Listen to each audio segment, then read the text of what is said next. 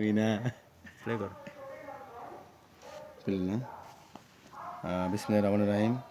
আসসালামু আলাইকুম সম্মানিত ভিউয়ার্স, আজকে একটা সুন্দর জায়গায় এসেছি। তো জায়গাটা হলো শেরপুর শহীদিয়া কামিল মাদ্রাসা, আমাদের বগুড়া শেরপুরের সবচেয়ে বড় একটা মাদ্রাসা। তো যাই হোক, এখানে অনেক ইতিহাস আছে।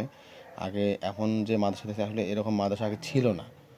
তো অনেক ইতিহাস এখানে আসলে লুকিয়ে আছে। এমন এক মহান অলির এখানে আছে যেটা শুনলে আপনাদের গা শিউরে উঠবে, যে আল্লাহর ওলিরা ইসলাম প্রচার করতে গিয়ে তাদের জীবনের পরোয়া করে নাই। আর তাদের কত কষ্ট, কত ত্যাগ দিতে করা লাগছে, যে মানে করতে হয়েছে। এটা আজ শুনলে আপনাদের এতটাই অবাক লাগবে, যা হয়তো কখনো চিন্তাও করেনি যে এতটা তারা ত্যাগ স্বীকার করেছে। তো আসেন দেখাই একটু, ধীরে ধীরে আপনাদেরকে দেখাই। আশেপাশে দেখেন গাছপালা আছে, তো গাছপালাগুলো দেখেন, এগুলো আসলে আগে থেকে অনেক সুন্দর জায়গা ছিল, আগে আরও ভালো ছিল, কিন্তু এখন হয়তো বাইরে ভবন টবন করার কারণে অনেক গাছপালা কেটে ফেলে দেওয়া হয়েছে। তো এখন আমরা দেখেন দূর থেকে দেখতে পাচ্ছি সাদা একটা গম্বুজ, ওটি আসলে মহান অলির রওজা মাজারা বলা যায়, শাহ তুরকান রহমতুল্লাহ আলাইহ।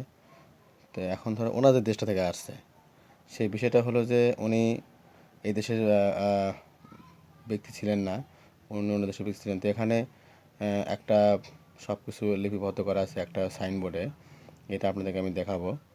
তো এখন উনি অনেক কষ্ট পরিশ্রম করেছেন, এবং তার ফলের বিনিময়েই হয়তো এই বাংলাদেশে ইসলাম প্রতিষ্ঠা হয়েছে। এরকম অনেক অসংখ্য অলি গাউস কুতুব আছে যাদের আত্মত্যাগের বিনিময়ে আমরা ইসলামটা পেয়েছি।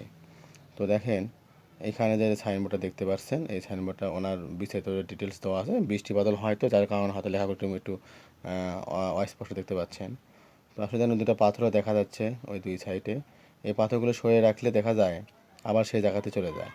তো এই অলৌকিক ঘটনা, এটা আসলে অনেকেই বলে এটা আসলে মিথ্যা না, সত্য ঘটনা। আর এই দেখেন রজাটা পুরোপুরিভাবে দেখেন একটু, রজাটা দেখলেই বুঝতে পারবেন রজাটা অনেক আগের। তো এখন যাই হোক, বিষয়টা হলো যে এখানে হলো তার শিরোচ্ছেদ করা হয়েছিল, অর্থাৎ তিনি যুদ্ধ করতে করতে, যেটা আমরা শুনতে পেরেছি যে তার দেহ থেকে মাথাটা মানে কেটে কেটে যে ফেলা হয়, তারপরে তিনি যুদ্ধ করার অবস্থা ছিলেন। এবং এমনই যুদ্ধ করার অবস্থা ছিলেন যে এখান থেকে প্রায় 1 কিলোমিটার ফাঁকে তার দেহটা পড়ে, এবং এই অবস্থা তিনি যুদ্ধ করতেই ছিলেন। এটা হলো উল্লাতে কেরামত বা কারামত বলা যায়। সেখানে যে তার দেহটা পড়েছে, দেহ অর্থাৎ এই ধরটাকে বলা হয় ধর্মকাম। আর এখানে তার মাথাটা আছে বা শির মোকাম যেটা বলা হয়, শিরোচ্ছেদ করা হয়েছে এই জন্য শির মোকাম, এখানে বলা হয় শের মোকাম। সেটা নামে হলো, আরেকটা হলো মাথা বা আমরা মুন্ড যেটাই বলি না কেন, এখানে মাথায় উল্লেখ করা যাবে এবং শির মোকামি বলা যাবে। ওলিদের শানে কখনোই ব্যাধিমূলক কথা বলা যাবে না, তাহলে গুনাহ হয়ে যাবে। এবং অনেক ভয়, এটা আমার কাছে মনে হয় বেয়াদবি মনে হয়। আদবে আউলিয়া বেয়াদবে শয়তান, এটা সবাই জানি। শের উচ্ছেদ এবং শের মোকাম এখানেই তারা আছে। তো দেখেন তারা কত কষ্ট করে আমার জন্য ইসলাম প্রচার মানে তারা করেছেন, অথচ আজ দেখা যাচ্ছে যে এই কিছু মৌলবাদরা এই মাথাগুলি ভেঙে ফেলে। তাদের বোঝা উচিত যে আমরা ইসলামটা পেয়েছি কার কাছ থেকে। আমাদের দেশে তো কোনো নবী রাসূল আসে নাই, এই ওলিরাই আমাদের দেশে ইসলাম প্রচার করেছেন। তো আমরা একটু এই বুঝটা যেন সবার ভেতরেই আসে। আজকের মতো এ পর্যন্তই। দেখো আমার